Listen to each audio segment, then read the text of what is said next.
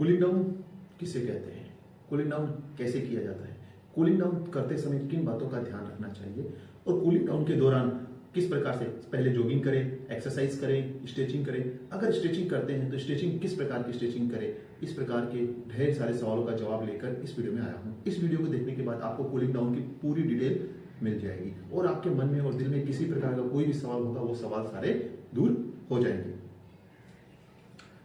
जय हिंद दोस्तों, मैं Joginder commando, physical trainer, fitness coach, आप सबके अपने यूट्यूब चैनल जोगिंदर कमांडो में हार्दिक स्वागत करता हूं। तो दोस्तों, स्वस्थ रहो, मस्त रहो और आप अपनी यूट्यूब फैमिली के साथ इसी प्रकार से जुड़े रहो। तो दोस्तों, वीडियो शुरू करने से पहले आपको एक महत्वपूर्ण जानकारी देना चाहता हूँ। दोस्तों, हम how to run a racer या ये कर मैं एक सीरीज लेकर आया हूँ। इस सीरीज के अंदर ये चौथा वीडियो है। इसमें टोटल 8 वीडियो बनेंगे। तो अगर अभी तक आपने पहले 3 वीडियो नहीं देखे हैं तो मैं आपको ऊपर आई बटन में उसका लिंक दे दूंगा और डिस्क्रिप्शन में भी उसका लिंक दे दूंगा। आप जाकर सबसे पहले उन वीडियो को चेकआउट करें, जिससे कि आपको किस प्रकार से दौड़ना है, दौड़ते समय सांस फूलती है तो क्या करना है, दौड़ने से पहले किस प्रकार से वार्म अप करना है, इस प्रकार की सारी जानकारी आपको उन वीडियो में मिल जाएगी। आप इन वीडियो को देखने के बाद किसी प्रकार के कोई सवाल आपके मन में नहीं रहेंगे, आपको कहीं जाने की जरूरत नहीं रहेगी। आपको इन्हीं सीरीज के अंदर पूरा फुल डिटेल मिल जाएगा और आप आसानी से अपना कोई भी गोल होगा जो रनिंग है, जैसे मेरे दोस्त हैं जो आर्मी में जाना चाहते हैं 1600 मीटर और जो एसएससी में जाना चाहते हैं 5 किलोमीटर की रनिंग, या फिर जो अबो 35 है और उनका लक्ष्य है कि वो एक मैराथन कंप्लीट करे, यानी 5000 मीटर, 10,000, 21 या 42 किलोमीटर्स, इस प्रकार के अचीवमेंट पाना चाहते हैं, तो वो इस सीरीज को फॉलो कर सकते हैं। इस सीरीज के अंदर बताए गए सारे वीडियो को आप आराम से, धीरे से, तसल्ली से देखिए और उसे इंप्लीमेंट कीजिए और डेफिनेटली आप उसमें सक्सेस हो जाएंगे। तो अब वीडियो शुरू करते हैं।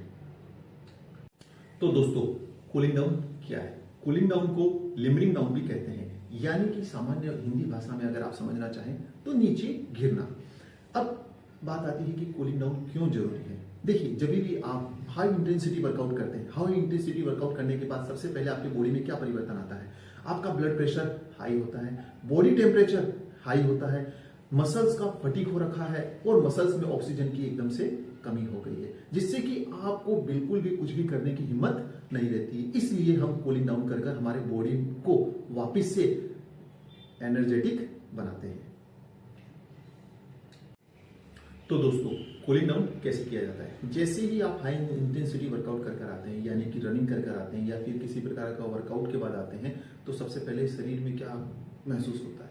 गला एकदम सूख गया है, तो आपको क्या चाहिए? पानी। तो देखिए दोस्तों, सबसे पहले बताना चाहूंगा, आप जब रनिंग या फिर हाई इंटेंसिटी वर्कआउट करने के बाद आपके इंटेस्टाइन यानी आंतों के अंदर सोडियम को होल्ड कर रखता है। अगर आप जैसे ही पानी पिएंगे, पानी पीते ही आपकी बॉडी जो है सोडियम रिलीज कर देगी। जैसे ही सोडियम रिलीज करेगी, सोडियम रिलीज करते ही आपको और प्यास लगेगी, यानी कि रनिंग करने के बाद आप जितना पानी पीते जाओगे लेकिन आपकी प्यास नहीं बुझेगी। इस प्रकार के सवाल आपके मन में आते होंगे। तो दोस्तों, इस स्थिति में हमें क्या करना चाहिए? तो दोस्तों, सबसे पहले बताना चाहूंगा, अगर आप रनिंग करते हैं, रनिंग के दौरान आपके शरीर में स्वेटिंग होती है, स्वेटिंग के अंदर आपका सोडियम बॉडी रिलीज करता है और बाकी बाद में आने के बाद अगर आपको प्यास लग रही है तो उस प्यास को बुझाने के लिए आप अपने पानी की बोतल के अंदर एक छोटा सा सिप ले सकते हैं। पर ध्यान रखिए दोस्तों, उसके अंदर आपको ORS रखना है। अगर आप उसमें ORS डालकर रखते हैं तो आपके बॉडी से जो भी सोडियम और फिर जो भी मिनरल्स आपके बॉडी से निकले हैं स्वेटिंग के द्वारा, वो आपको वापिस आपकी बॉडी में इनटेक हो जाएंगे और आपका बॉडी एकदम से एनर्जेटिक हो जाएगा। तो दोस्तों, यहाँ से अब हम जॉगिंग शुरू करेंगे, यानी कि अगर ग्राउंड में दौड़ रहे हैं तो 400 मीटर के 2 चक्कर आपको कम से कम कूल डाउन के लिए दौड़ने रहेंगे। हाफ चक्कर आप डायरेक्ट जॉगिंग करें, यानी कि सीधा, और हाफ चक्कर उल्टा करें, जिस हिसाब से मैं दौड़ रहा हूँ अभी फिलहाल। उसके बाद में जैसे ही आपका सेकेंड चक्कर शुरू होता है, उसके अंदर आप वेराइटी ऑफ मतलब अलग अलग प्रकार से एक्सरसाइज करते रहें। जैसे अभी मैं साइड टू साइड कर रहे हैं तो आप भी इस हिसाब से साइड टू साइड। अब ये एक्सरसाइज आपको जो है 30 मीटर या 50 मीटर तक लगातार इन एक्सरसाइज को करते रहना है और हर 30 मीटर से 50 मीटर के अंदर आपको इन एक्सरसाइज को चेंज करते रहना है, जैसे कि मैं चेंज कर रहा हूँ। यानी कि अभी देखिए, हाथ ऊपर कर रहे हैं, अभी साइड में, फिर फ्रंट में। इस हिसाब से आप उसको अगले जो नेक्स्ट चक्कर है उसमें इस हिसाब से चेंज करते रहें, जिससे कि आपको बेटर रिजल्ट मिले। मसल्स में जो भी आपका दर्द है या फिर जो खिंचाव है वो दूर हो जाए और मसल रिलैक्स हो। अब देखिए दोनों पैरों पर जंप करें। इसके बाद में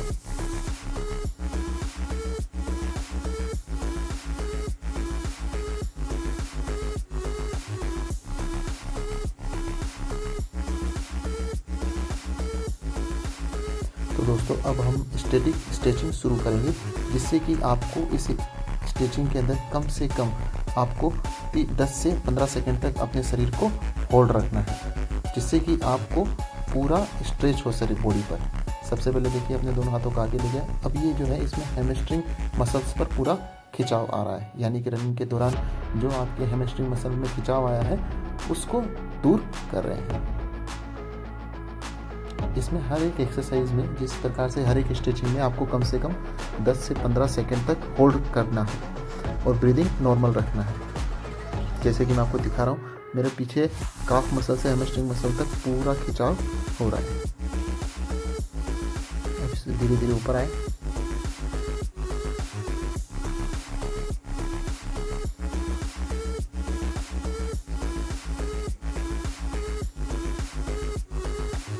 तो यहाँ से धीरे धीरे नीचे जाएं। नीचे जाने के बाद पूरे सरफेस के ऊपर अपने हाथों को टिका दें जितना जिससे हो सके, और एक लेग को ऊपर ले जाएं और अपने पूरे ही ग्लूट्स और बैक जो है उसके ऊपर पूरा खिंचाव को महसूस करें।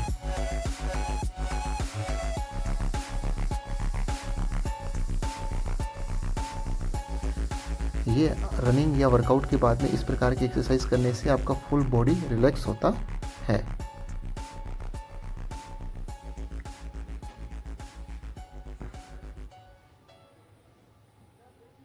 अब यहाँ पर हम एडेक्टर और एडेप्टर दोनों की स्ट्रेचिंग कर रहे हैं और साथ में ग्लूट्स पर भी स्ट्रेच कर रहे हैं, क्योंकि धीरे धीरे ग्लूट्स को नीचे की ओर ले जा रहे हैं।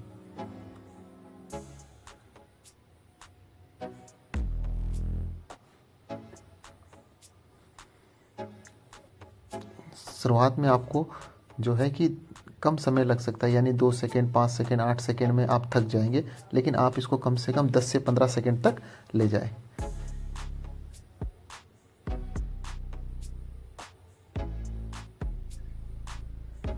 जैसे कि मैं आपको दिखा रहा हूँ, एडेप्टर के ऊपर पूरा खिंचाव हो रहा है, एडेक्टर और एडेप्टर।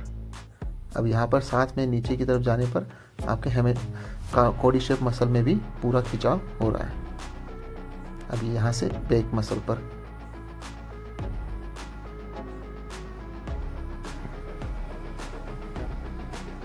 अब यहाँ से काफ मसल,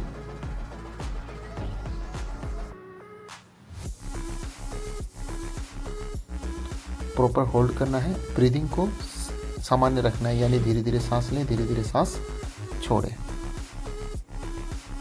और पूरी बॉडी को रिलैक्स करना है। अब यहाँ से हमने कोडिशेप यानी कि पर्टिकुलर पार्ट्स की स्ट्रेचिंग शुरू कर दी है। यहाँ से कोडिशेप अगर हो सके तो अपने दोस्त का कंधे पर हाथ रख कर करें, अगर आपको सीधा इंडिविजुअली यानी अकेले में नहीं हो पा रहा है तो, या फिर कोई दीवार या फिर ऐसे कोई पेड़ को पकड़ कर सकते हैं। ये ग्लूट्स मसल के लिए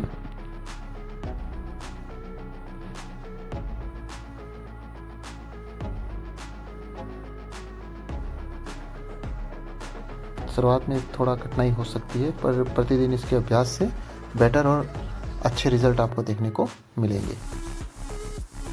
अब यहाँ से दोबारा से हैमस्ट्रिंग मसल, काफ मसल और बैक के लिए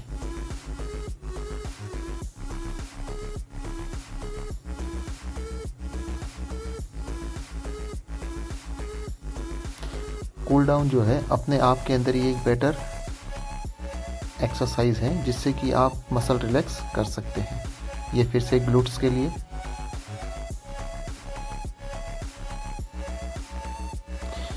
ध्यान रखिए दोस्तों, जैसे ही आपका वर्कआउट कंप्लीट होता है उसके बाद में जितना वर्कआउट में किया है उतना ही सावधानी से या फिर उतने ही मन लगाकर आपको दोबारा से अपना कूल डाउन प्रोसेस को करना है, जिससे कि कल बॉडी दोबारा से रिकवर होकर परफेक्ट हो, जिससे कि कल आपको कोई तकलीफ ना हो। और अगर मसल्स में किसी प्रकार का कोई पेन या दर्द नहीं होगा तो जब नेक्स्ट डे आप वर्कआउट के लिए आएंगे तब आपको बेटर लगेगा। ये शोल्डर स्ट्रेच के लिए, क्योंकि रनिंग के दौरान जब हाथ को एक ही स्थान पर रखते हैं या फिर ज़्यादा स्विंग करने पर जो शोल्डर में दर्द होता है तो उसके दूर के लिए। अब ये ट्राइसेप मसल्स के लिए। इस प्रकार से आप सारी स्ट्रेचिंग को करें।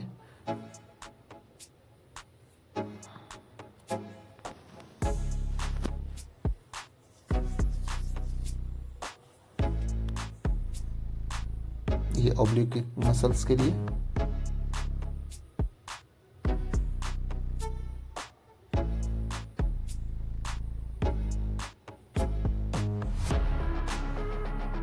अभी नेक के लिए, यानी कि गर्दन के लिए।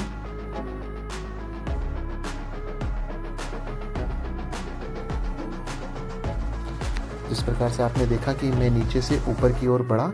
आप चाहें तो ऊपर से नीचे की ओर भी इन स्ट्रेचिंग को कर सकते हैं। बस ध्यान में ये रखें कि 10 से 15 सेकंड तक होल्ड करना है। होल्ड के दौरान ब्रीदिंग को नॉर्मल रखना है और मसल्स में जो वर्कआउट के दौरान लैक्टिक एसिड जमा हुआ है उसे रिलीज कर मसल्स में दोबारा से लगा देना है, भर देना है।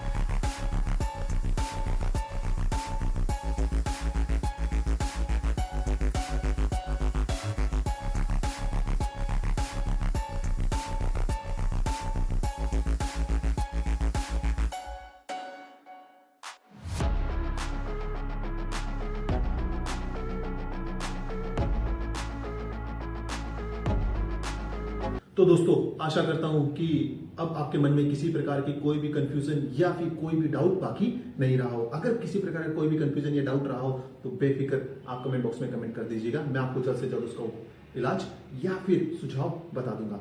अगर किसी भाई या मेरे दोस्त का कोई पर्सनल सवाल हो, मेडिकल के संबंधित, फिजिकल के संबंधित या फिर कुछ हो नहीं पा रहा हो, तो वो मुझे इंस्टा आईडी पर फॉलो कर सकता है और इंस्टा में जाकर मैसेज कर सकता है। मैं उसको जल्द से जल्द उसका रिप्लाई दे दूंगा। अगर आपने अभी तक हमारा टेलीग्राम ग्रुप ज्वाइन नहीं किया हो तो डिस्क्रिप्शन में लिंक है, टेलीग्राम ग्रुप भी ज्वाइन कर सकते हैं। दोस्तों सबसे पहली बात और सबसे महत्वपूर्ण बात, स्वस्थ रहो, मस्त रहो और चैनल के साथ इसी प्रकार से जुड़े रहो। अगर आपने अभी तक हमारा चैनल सब्सक्राइब नहीं किया हो तो सब्सक्राइब कर सकते हो और बेल नोटिफिकेशन को ऑन कर दीजिएगा, जिससे कि भविष्य में आने वाले वीडियो की आपको जानकारी मिलती रहे। अब बात आती है अगला वीडियो, नेक्स्ट वीडियो किस पर बनेगा। तो दोस्तों सबसे पहले बताना चाहूंगा आपको, नेक्स्ट वीडियो बहुत ही इंपॉर्टेंट और सभी भाइयों को इसका इंतजार रहेगा। क्या? न्यूट्रिशन और सप्लीमेंट, यानी कि रनिंग के दौरान किस प्रकार से न्यूट्रिएंट्स या फिर हमें न्यूट्रिएंट्स या सप्लीमेंट लेना है, तो उसके ऊपर मैं आपको फुल डिटेल वीडियो लेकर आऊंगा। उसके अंदर आपको पता चल जाएगा कि मुझे क्या कमी है और किसके अंदर क्या करना है। तो फैमिली के साथ बने रहिए, स्वस्थ रहो, मस्त रहो। जय हिंद, वंदे मातरम, भारत माता की जय।